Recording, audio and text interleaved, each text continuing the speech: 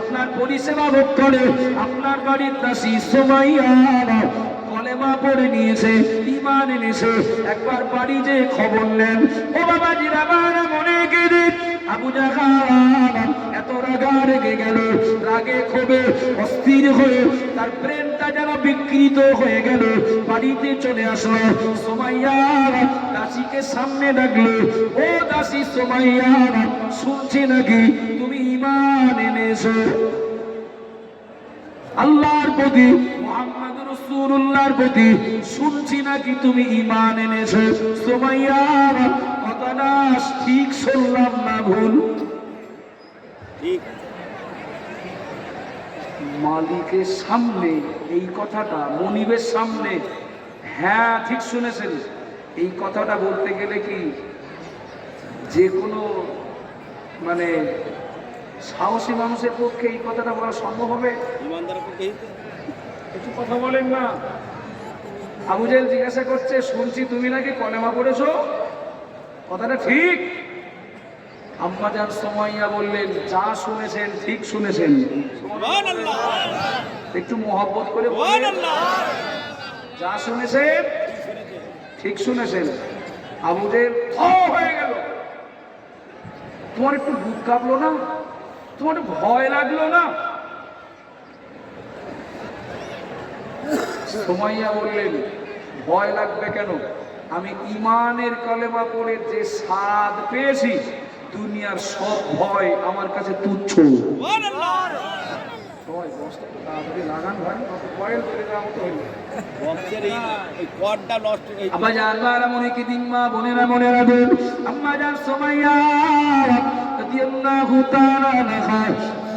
আবু জেহেলের সামনে বললেন, ও আমার মনিব, যা শুনেছেন সত্য শুনেছেন।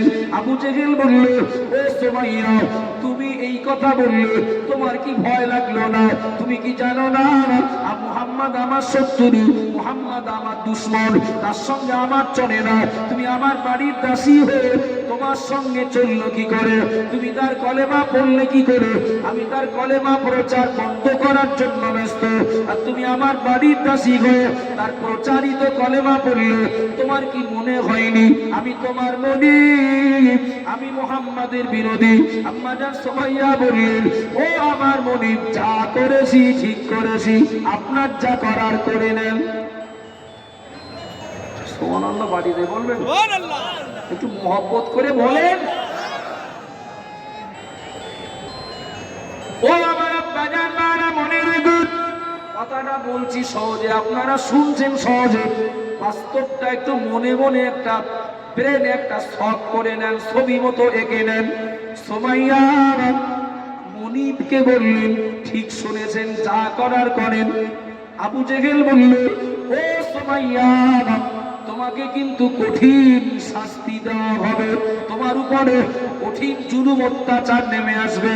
তুমি বলো ঈমানের কালেমা ছাড়বে কিনা?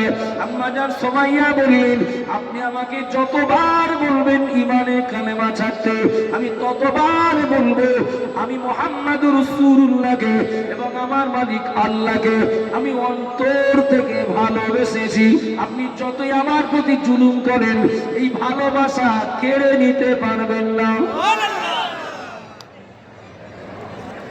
ও বাবাজিরা, ভাইরা, মনে রাখুন এই কথাটা এই জায়গায় রাখছি।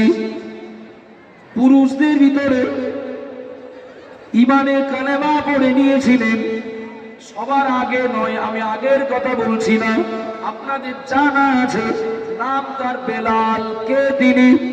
আর এক বাড়ির গোলাম, তিনি উমাইয়ার বাড়ির গোলাম। ও বাবাজিরা মনে রাখবেন, উমাইয়ার বাড়ির গোলাম হাবশী দেশের বেলাল রাদিয়াল্লাহু আনহু ঈমানে কালেমা পড়ে নিলেন। উমাইয়া জানতে পারল, উমাইয়া জানতে পেরে বেলালের মুখোমুখি হয়ে জিজ্ঞাসা করল, ও বেলাল, শুনছি নাকি মুহাম্মাদের প্রচারিত কলেমা পড়ে নিয়েছো, তুমি ঈমান এনেছো, কথাটা সত্য নাকি? বেলাল রাদিয়াল্লাহু আনহু বললেন, ও আমার মনিব উমাইয়া, যা শুনেছেন ঠিক শুনেছেন,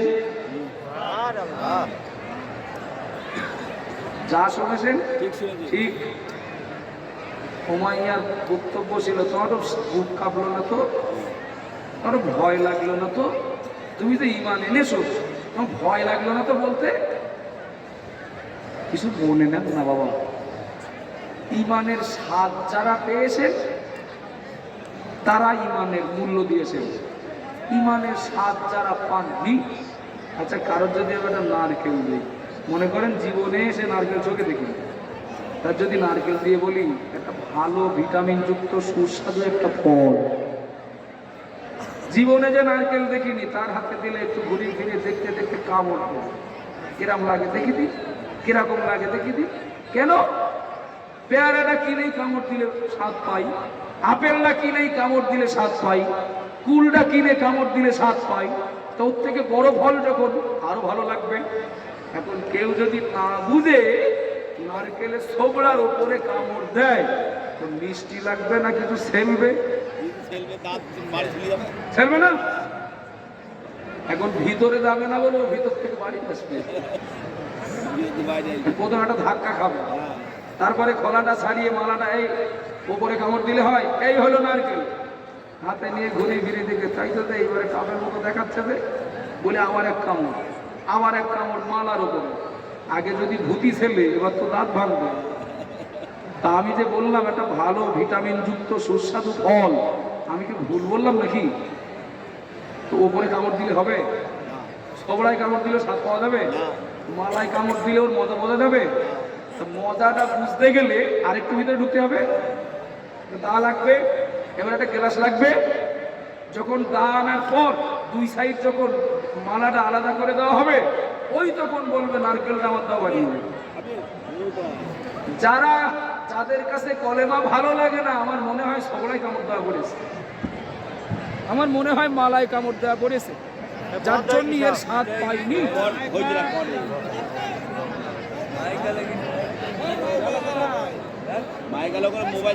তার জন্য এই স্বাদ না পাওয়ার কারণে আমাদের অনীহা। আমি কাউকে কিন্তু দোষী করছি না, আমি কাউকে আসামি করছি না, আমি কাউকে কষ্ট দেওয়ার জন্য বলছি না, আপনারা কেউ আমার শত্রু না। আমি বলছি কলেমার প্রতি আমাদের আকর্ষণ কম, আসলে ও স্বাদ বুঝিনি তাই, ওর মজা পাইনি তাই, ওর টেস্ট জানিনি তাই, তাই ছুড়ে ফেলে দেই। আব্বা জান ভাইরা মনে কি দিন, মা বোনেরা মনে রাখুন, উমাইয়া বেলালকে বলল, বেলাল জানো নাকি এর পরিণাম পরিণতি কি হতে পারে? বেলাল বললেন, ও আমার মনিব, যা করার করে নেন। একটু সুবহানাল্লাহ বলেন।